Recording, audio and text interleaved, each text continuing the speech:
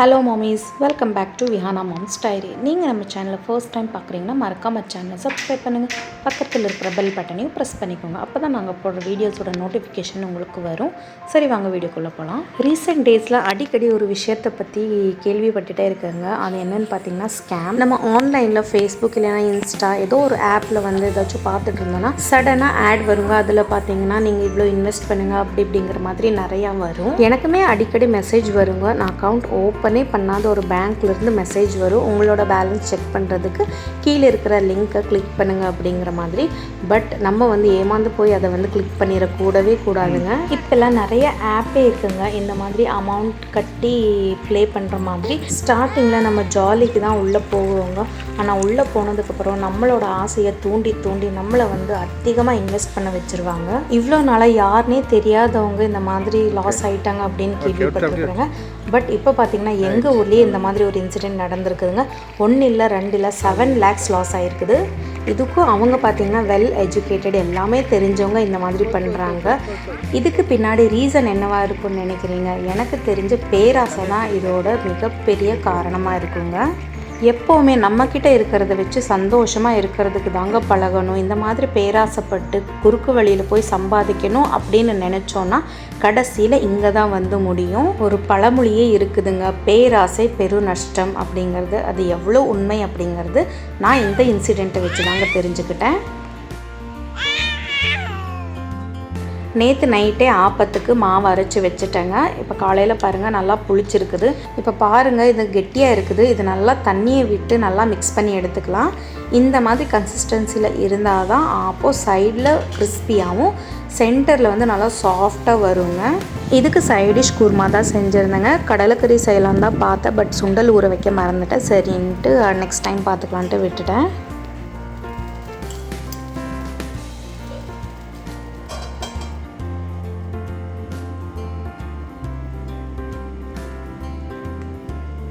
பாருங்கள் ஆப்பம் எவ்வளோ சூப்பராக வந்திருக்குன்ட்டு. சைடில் மொறுன்னு, சென்டரில் பார்த்திங்கன்னா நல்லா சாஃப்டாக பஞ்சு மாதிரி இருக்குது. மதியத்துக்கு லஞ்சு பார்த்திங்கன்னா வாங்கி பாத் தான் செஞ்சுருந்தேங்க.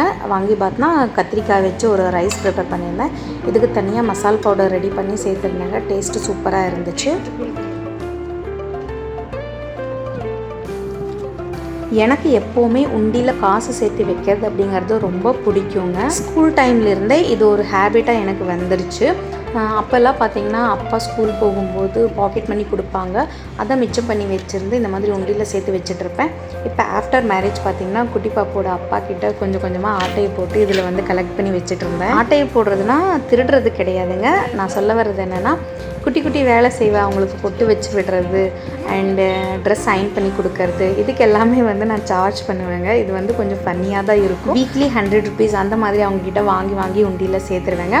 அண்ட் இன்னொன்று பார்த்திங்கன்னா அவங்களோட பேண்ட் பாக்கெட்டில் காசு ஏதாச்சும் காயின்ஸ் இருக்கும், அதையும் கலெக்ட் பண்ணி வச்சுருந்து இதில் தான் சேர்ப்பேன். இப்போ வந்து அதை கவுண்ட் பண்ணுங்க, 3000 rupees இருக்குது. இதை வந்து சேஃபாக என்னோடய வார்ட்ரோபில் வச்சாச்சு.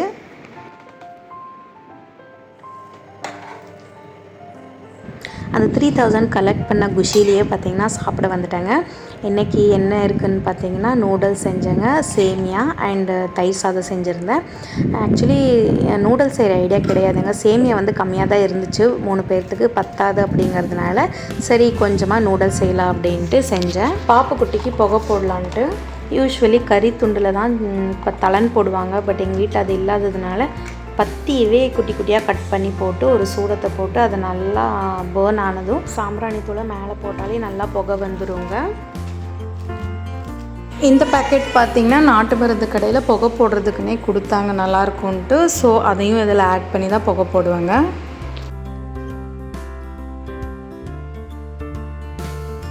நெக்ஸ்ட் டே ஃப்ரைடே இவங்களுக்கு பர்த்டேங்க. இவங்களுக்கு நான் சித்தி ஆகுது. ஸோ அவங்க வந்து என் பொண்ணு, அவங்களுக்கு தான் பர்த்டே இருந்துச்சு. ஸோ பர்த்டே எல்லாம் சூப்பராக செலிப்ரேட் பண்ணி முடித்தோங்க. இந்த பர்த்டே செலிப்ரேஷனோட இந்த வீடியோவை எண்ட் பண்ணிக்கிறேங்க. இந்த வீடியோ பிடிச்சிருந்தா ஒரு லைக்கை போடுங்க. அடுத்த ஒரு இன்ட்ரெஸ்டிங்கான வீடியோவில் மீட் பண்ணலாம். அது வரைக்கும் பை, டாடா.